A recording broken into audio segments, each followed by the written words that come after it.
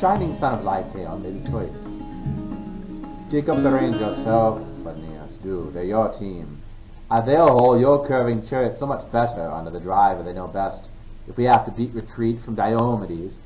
God forbid they panic, skittish with fear. Buck can never pull us out of the fighting, missing your own voice as Tydeus' son attacks. He'll kill us both and drive them off as prizes. So, drive them yourself, your chariot and your team, and let him charge. I'll take him on with a sharp spear. Both men agreed, boarded the blazoned chariot, wildly heading their racers at Diomedes now. Capaneus' good son, Sthenelus, saw them coming, and quickly alerted Diomedes, warnings flying. Tydeus, joy of my heart, dear, come and look. I see two men, and they're bearing down to fight you. Their power is enormous. One's a master archer, Pandarus, son of Lycaon, so he boasts. The other, Aeneas, claims Anchises' blood. The noble Anchises, you're his mother's Aphrodite. Come, up you go in our chariot. Give ground now. No charge in the front ranks. You might lose your life.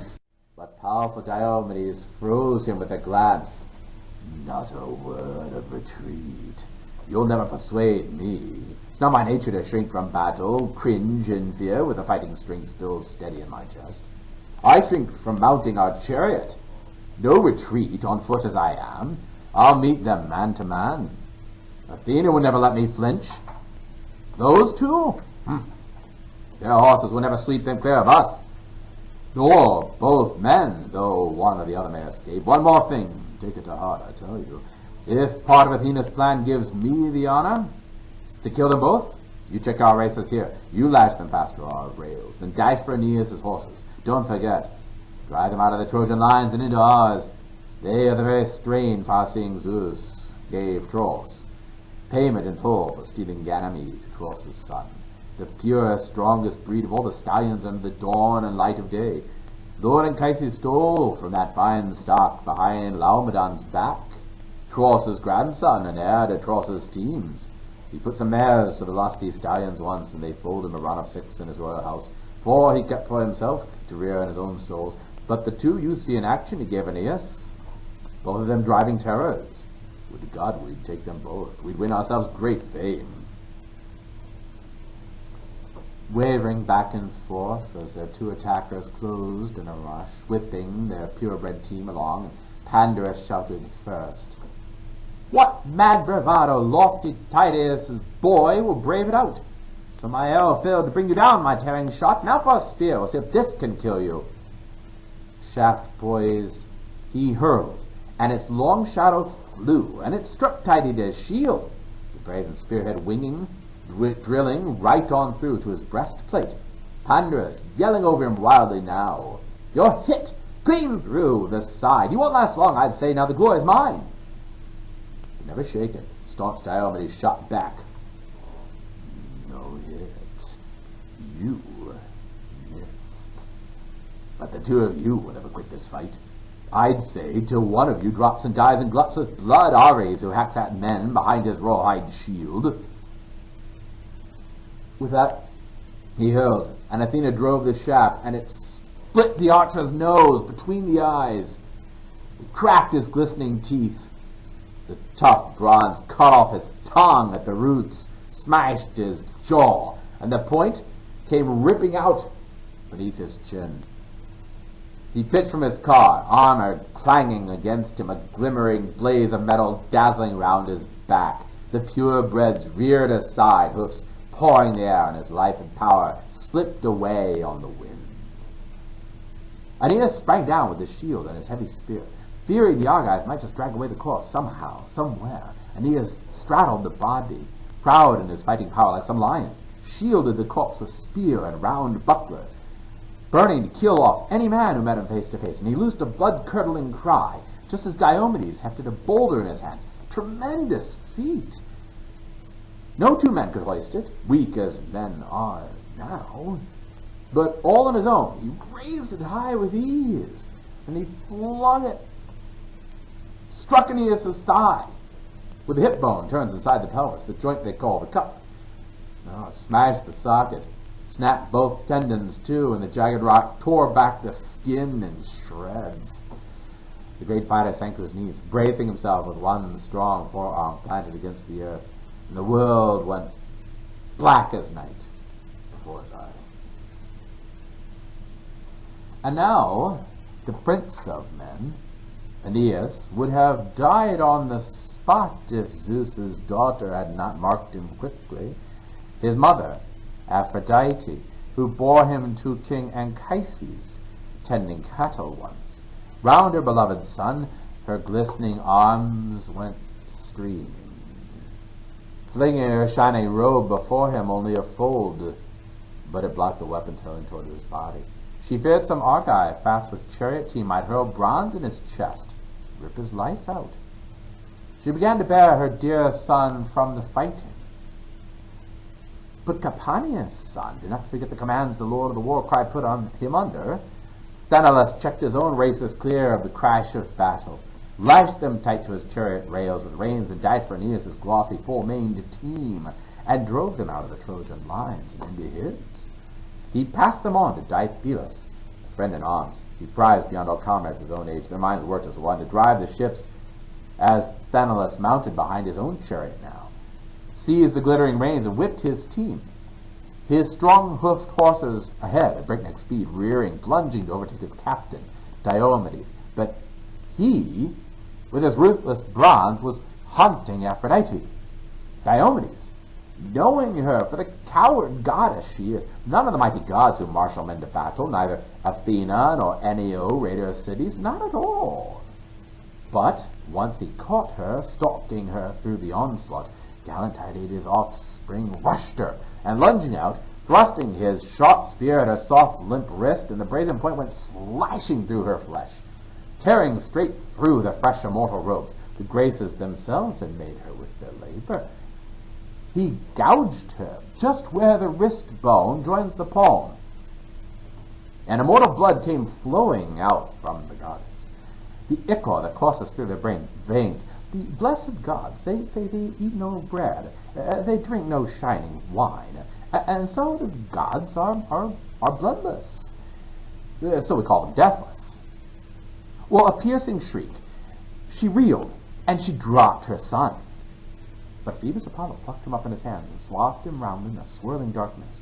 The fearsome Argive, fast with chariot team, might hurl bronze in his chest and rip his life out. But Diomedes shouted after her, shuddering war cries.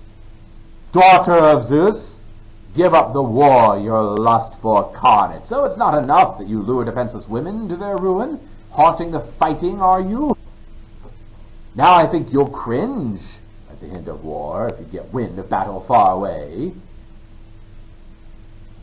So he mocked, and the goddess fled the front beside herself with pain.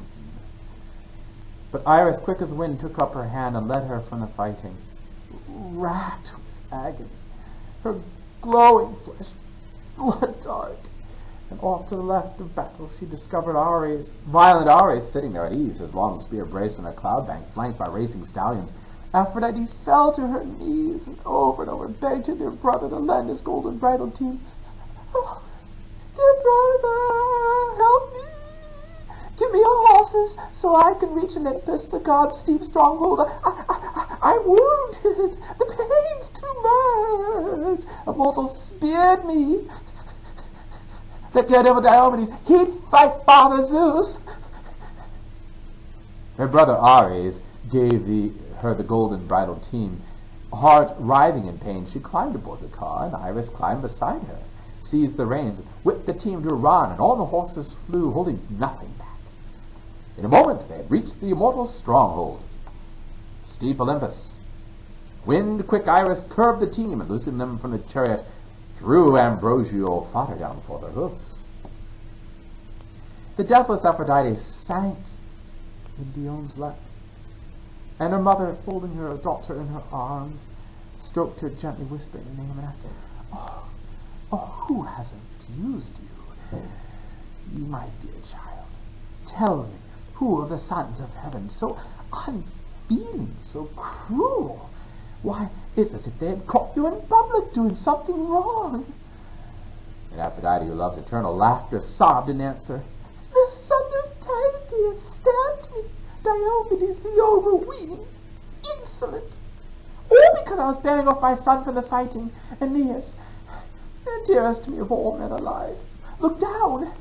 It's no longer ghastly war for Troy and the Chian. I tell you, the Argives, they fight the gods. Dion, the light and loveliest of immortals, tried to calm her. Patience, my child. Bear up now, despite your heart-sick grief. How many gods who hold the halls of Olympus have had to endure such wounds from mortal men? Whenever we try to cause each other pain, Ares had to endure it when giant Ephialtes and Otus, sons of Aloeus, bound him in chains he could not burst, thrust him up in a brazen cauldron 13 months. And despite the gods' undying lust for battle, Ares might have wasted away there on the spot if the monster's stepmother, beautiful Eobia, had not sent for Hermes, and out of the cauldron Hermes stole him away, the war god breathing his last, all but broken down by the ruthless iron chains. And Hera endured it too, that time Amphitrion's son, mighty Heracles, hit her deep in the right breast with a 3-barbed shaft, and pain seized her. Nothing calmed the pain. Even tremendous Hades had to endure that flying shaft like all the rest, when the same man, the son of thunder-shielded Zeus, shot him in Pylos. There with the troops of battle dead and surrendered death to pain. But Hades made his way to craggy Olympus, climbed to the house of Zeus, stabbed with agony, grief struck to the heart, and shaft driven into his massive shoulder, grinding down his spirit. But the healer applied his pain-killing drugs and sealed Hades' wound. He was not born to die. Think of that breakneck Heracles, his violent work, not a care in the world for all the wrongs he'd done. He and his arrows raking the gods who hold Olympus. But the man who attacked you? Oh, that great goddess, fiery-eyed Athena, set him on. That fool. Doesn't the son of Tydeus know, down deep, the man who fights the gods does not live long? Nor do his children ride his knees with cries of "Father, home at last from the wars and heat of battle."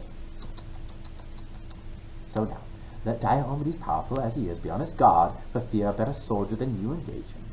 For fear his wife, Aegialia, Adrastus' daughter, for all her self-control, wail through the nights and wake her beloved servants out of sleep, the gallant wife in tears, longing for him, her wedded husband, the best of the Achaeans, Diomedes, breaker of horses.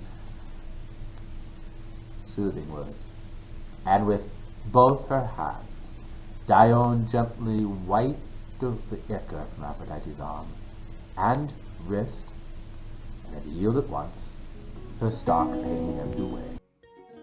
But Hera and great Athena were looking on, and with mocking words began to provoke the father. Athena leading off with taunts, her eyes bright. "Father Zeus, I wonder if you would fume at me if I ventured a bold guess. Our goddess of love, I'd swear she's just been rousing another Argive, another beauty, to pant and lust for Trojans. Those men the goddess loves to such despair. Stroking one of the Argive women's rippling gowns, she's pricked her limp wrist on a golden pin point." So she mocked, and the father of gods and mortals smiled broadly, calling the golden Aphrodite over. "Fighting is not for you, my child, the works of war. See to the works of marriage, the slow fires of longing. Athena and blazing Ares will deal with all the bloodshed." And now as the high gods bantered back and forth, Diomedes, loosing his war cry, charged Aeneas, though what he saw was Lord Apollo himself, guarding, spreading his arms above the fighter. But even before the mighty god, he would not flinch. Tydides reared and hurled himself again and again, trying to kill Aeneas, strip his famous armor. 3 times he charged, frenzied to bring him down. 3 times Apollo battered his gleaming shield back. Then at Tydides' 4th assault, like something superhuman, the archer who strikes from worlds away shrieked out, a voice of terror, "Think, Diomedes! Shrink back now! Enough of this madness, striving with the gods.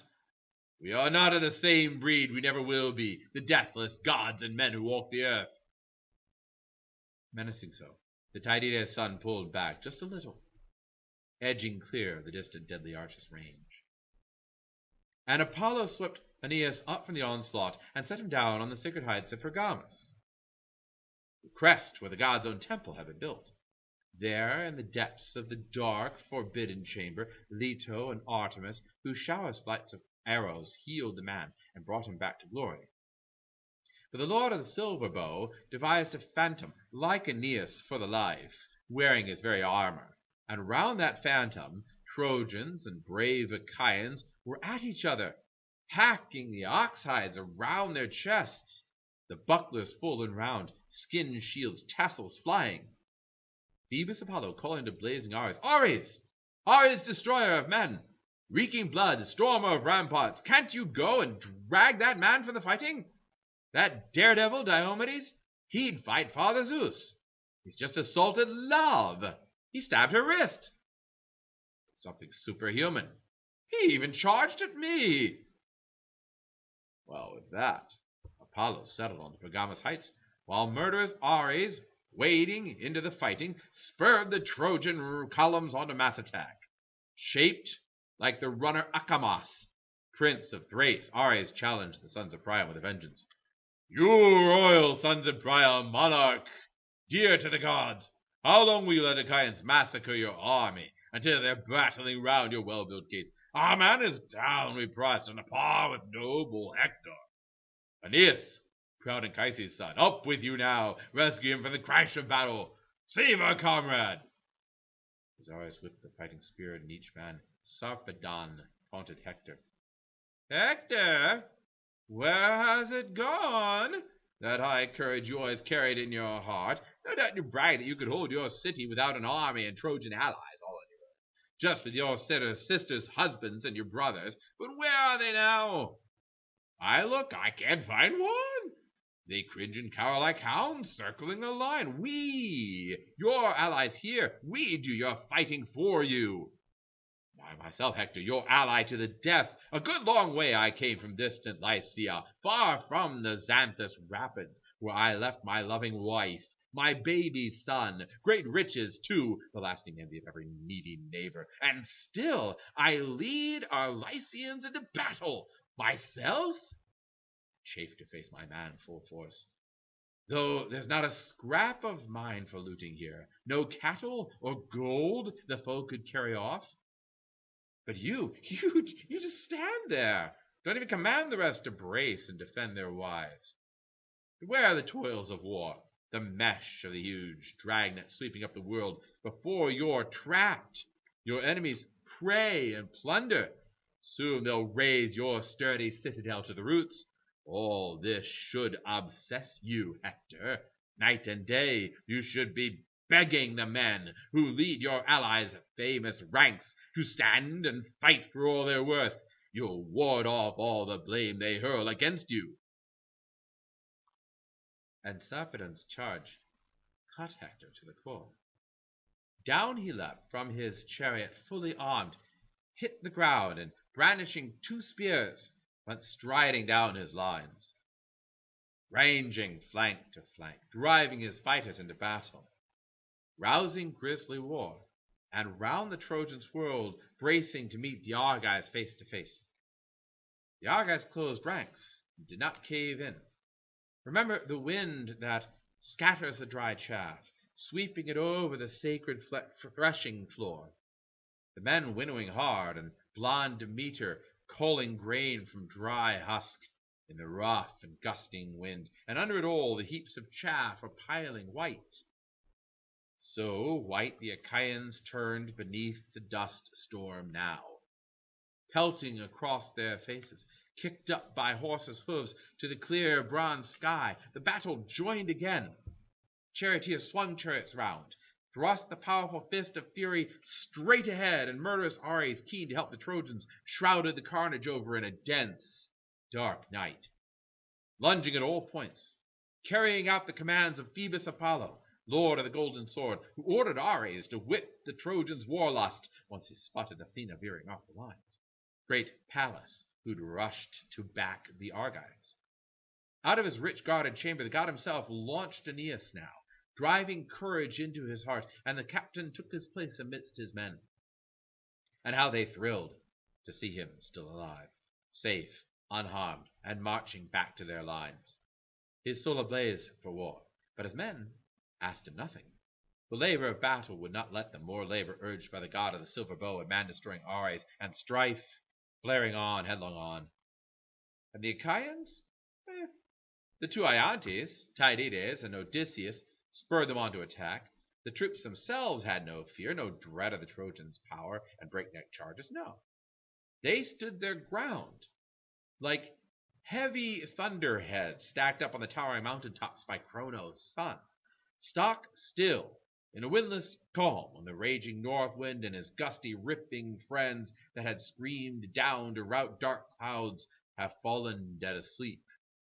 So staunch they stood the Trojan onslaught, never shrinking once as Atrides ranged the ranks, shouting out commands. Now be men, my friends, courage! Come, take heart, dread what comrades save you here in bloody combat. When men dread that, more men come through alive. When soldiers break and run, goodbye glory, goodbye all defenses. Flash. A sudden hurl, and Atrides speared a champion out in front. It was Prince Aeneas' comrade in arms, Deicoon, Phergus' son, the Trojans' prize, like Priam's sons, quick as he always was to join the forward ranks. Now his shield took powerful Agamemnon's spear, but failed to deflect it. Straight through it smashed, bronze splitting his belt and plunging down his guts. He fell, thundering, armor ringing against him. There Aeneas replied in kind and killed two Argive captains, Diocles' two sons, Orsilochus, flanking Crethon. Their father lived in the fortress town of Phaera, a man of wealth and worth, born of Alpheus river running wide through Pylian hills, the stream that sired Ortilochus to rule their many men. Ortilochus sired Diocles, that proud heart, and Diocles bred Orsilochus, twinned with Crethon, drilled for any fight.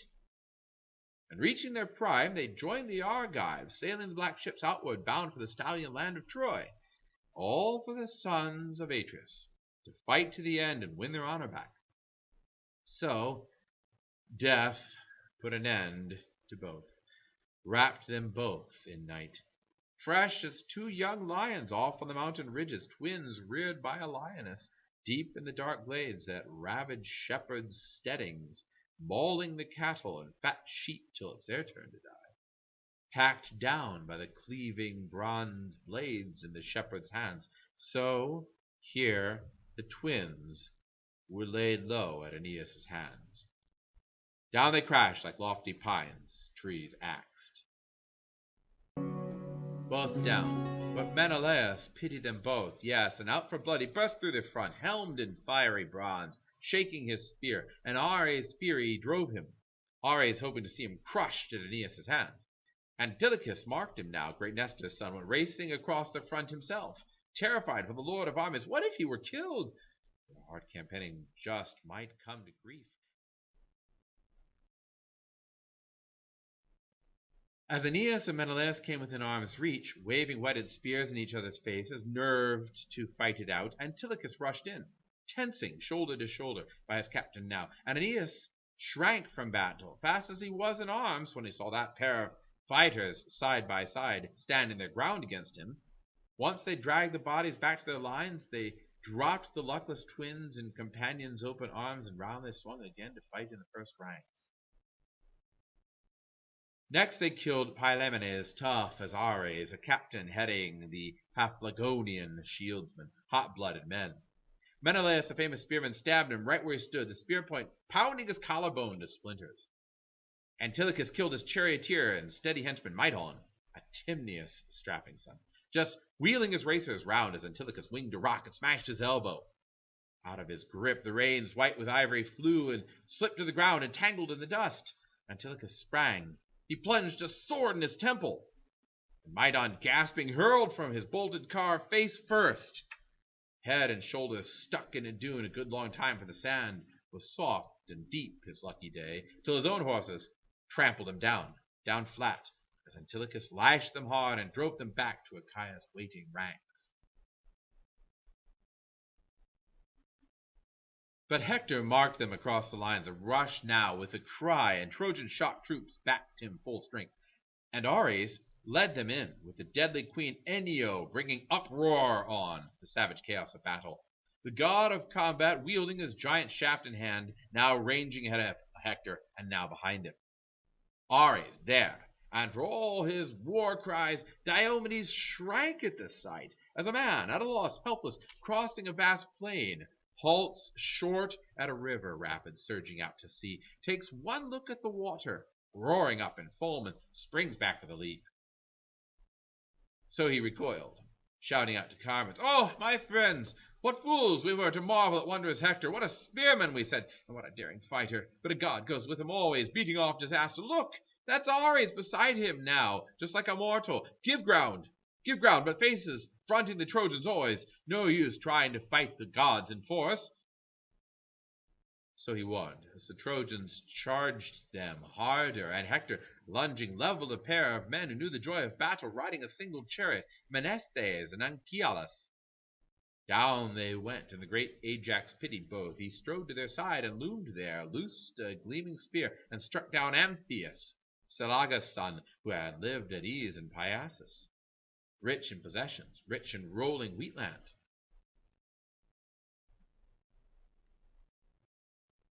But destiny guided Amphius on, a comrade sworn to the cause of Priam and all of Priam's sons. Now giant Ajax speared him through the belt. Deep in the guts, the long shadowy shaft stuck, and down he fell, with a crash, as glorious Ajax rushed to strip his armor, Trojans showering spears against him, points glittering round him, his shield taking repeated hits. He dug his heel in the corpse, yanked his own bronze out, but as for the dead man's burnished gear, no hope. The giant was helpless to rip it off his back, enemy weapons beating against him. Worse, he dreaded the Trojans, too, swarming around him, a tough ring of them, brave and bristling spears, massing, rearing over their comrade's body now, and rugged, strong, and proud as the great Ajax was. They shoved him back. He gave ground, staggering, reeling. And so fighters worked away in the grim shocks of war, and Heracles' own son, Tlepolemus, tall and staunch, his strong fate was driving him now against Sarpedon, a man like a god. Closing quickly, coming head to head, the son and the son of Zeus, who marshals storms. Tlepolemus opened up to taunt his enemy first. "Sarpedon, master strategist of the Lycians, what compels you to cringe and cower here? You raw recruit, green at the skills of battle. They lie when they say you're born of storming Zeus. Look at yourself, how short you fall of the fighters sired by Zeus in the generations long before us. Why, think what they say of mighty Heracles.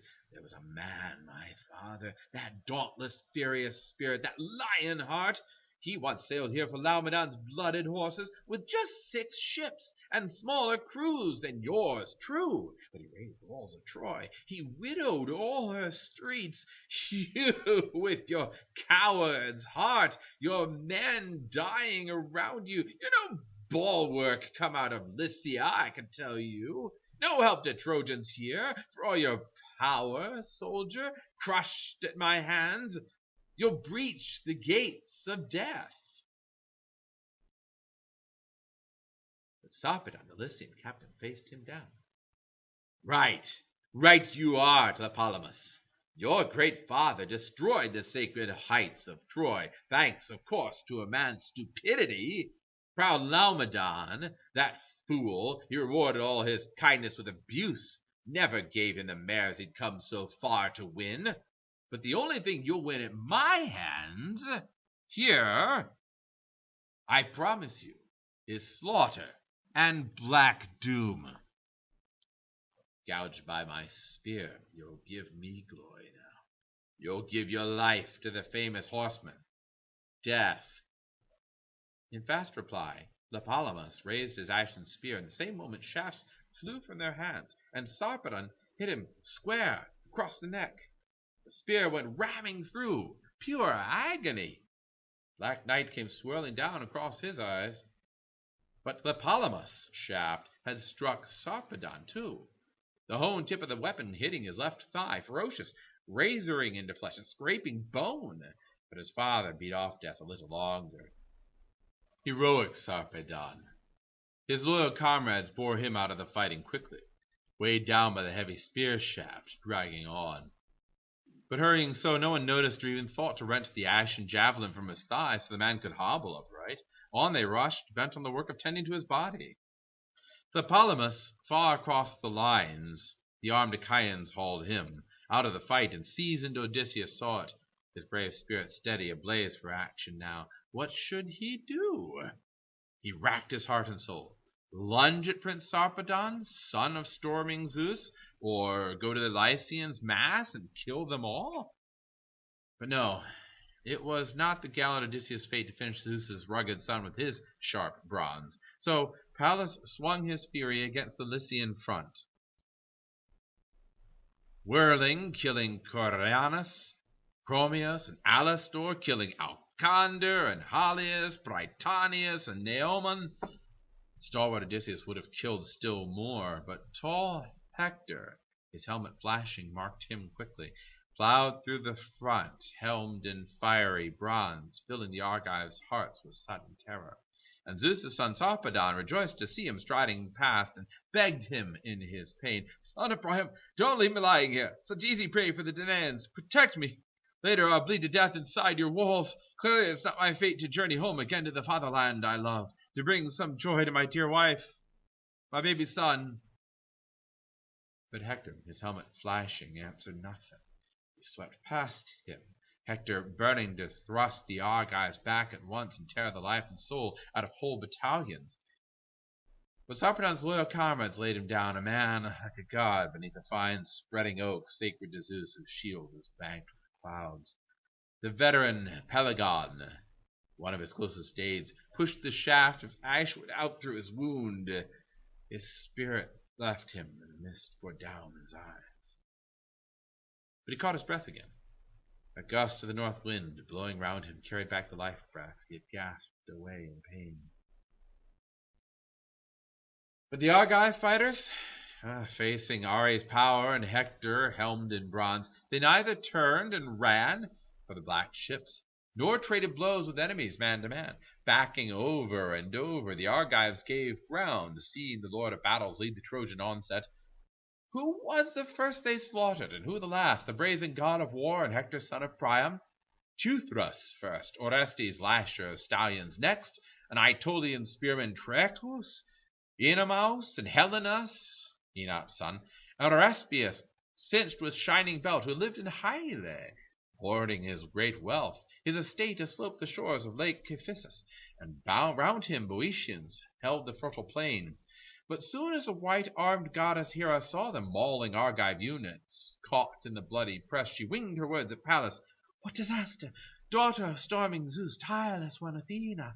How hollow our vow to Menelaus that he would sack the mighty walls of Troy before he sailed for home! If we let murderous Ares rampage on this way, up now, set our minds on our own fighting fury." Hera's challenge, and goddess Athena, her eyes of fire, could not resist. Hera, queen of the gods, daughter of giant Kronos, launched the work, harnessed the golden bridled team, and Hebe quickly rolled the wheels to the chariot. Paired wheels with their 8 spokes all bronze, and bolted them on at both ends of the iron axle. Fine wheels with fellies of solid, deathless gold, and round them running rims of bronze clamped fast, a marvel. The silver hubs spin round on either side of the chariot's woven body, gold and silver lashings strapping it tight, double rails sweeping along its deep full curves, and the yoke pole jutting forward, gleaming silver.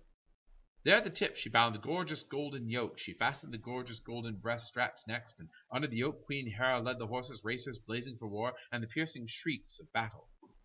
Then Athena, child of Zeus, whose shield is thunder, letting fall her supple robe at the father's threshold, rich brocade, stitched with her own hands' labor, donned the battle shirt of the Lord of Lightning, buckled her breastplate, geared for wrenching war, and over her shoulders slung her shield, all tassels flaring terror. Panic mounted high, and a crown around it, hate and defense across it. Assault to freeze the blood, and right in their midst the Gorgon's monstrous head. That rippling dragon horror, sign of storming Zeus. Then over her brows Athena placed her golden helmet, fronted with 4 knobs and forked with twin horns, engraved with the fighting men of 100 towns. Then onto the flaming chariot Pallas set her feet, and seized her spear, weighted heavy, the massive shaft she wields to break the battle lines of heroes, the mighty father's daughter storms against.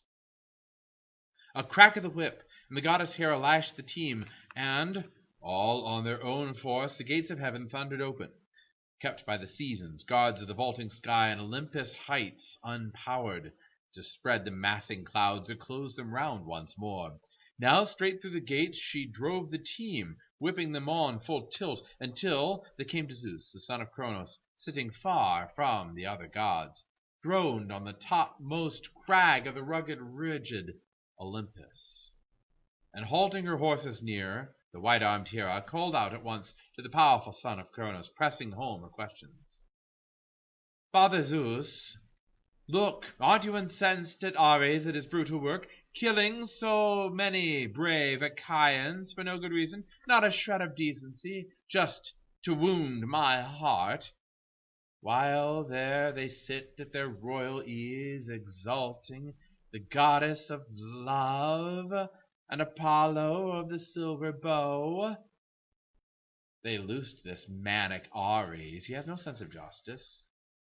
Father Zeus, I wonder if you would fume at me if I hurled a stunning blow at the god of war and drove him from the fighting." And Zeus, the father who marshals ranks of storm clouds, gave commands. "Leave to it then. Launch Athena against him, the queen of plunder. She's the one, his match, a marvel at bringing Ares down in pain." And so he urged, and the white-armed goddess Hera obeyed at once. And again she lashed her team, and again the stallions flew, holding nothing back, careering between the earth and starry skies, as far as a man's glance can pierce the horizon's misting haze. A scout on a watchtower scans the wine-dark sea, so far do the soaring, thundering horses of the gods leap at a single stride. And once they reached the plains of Troy, where the 2 rivers flow, where Simois and Scamander rush together, the white-armed goddess Hera reined her team, loosing them from the chariot yoke, and round them poured a dense, shrouding mist, and before their hooves the Simois sprang ambrosial grass for them to graze. The 2 immortals stepped briskly as wild dogs, quivering, keen to defend the fighting men of Argos. Once they gained the spot where the most and bravest stood, flanking strong Diomedes, breaker of wild stallions, masked like a pride of lions, tearing raw flesh, or ramping boars whose fury never flags. The white-armed goddess, Hera, rose and shouted loud as the brazen voice of great-lunged Stentor, who cries out with the blast of 50 other men. "Shame, disgrace, you Argives! You, degraded, splendid in battle dress! Pure sham! As long as brilliant Achilles stalked the front, no Trojan would ever venture beyond the Dardan gates. They're so afraid of the man's tremendous spear, now they're fighting far away from the city, right by your hollow ships."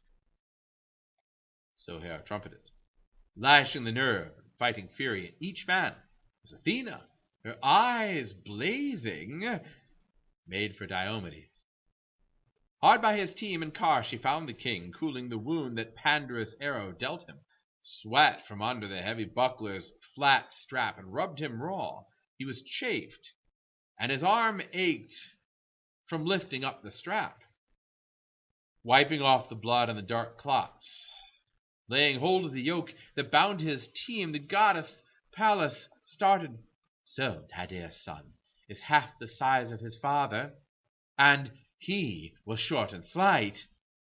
But Tydeus was a fighter. Even then, when I forbade him to go to war and make a show of himself in others' eyes, that time alone Apart from his men, he marched the message into Thebes, filled with hordes of Thebans. I told him to banquet in their halls and eat in peace, but he always had that power, that courage from the first. So he challenged the brave young blades of Thebes to test of strength, and beat them all with ease. I urged him on with so much winning force. But you, Tydides, I stand by you as well. I guard you too. With all good will I say, fight it out with the Trojans here. Look at you, fatigue. Too much charging has sapped your limbs. That of some lifeless fear has paralyzed you now. So, you're no offspring of Tydeus, the gallant, battle-hardened Aeneas' son.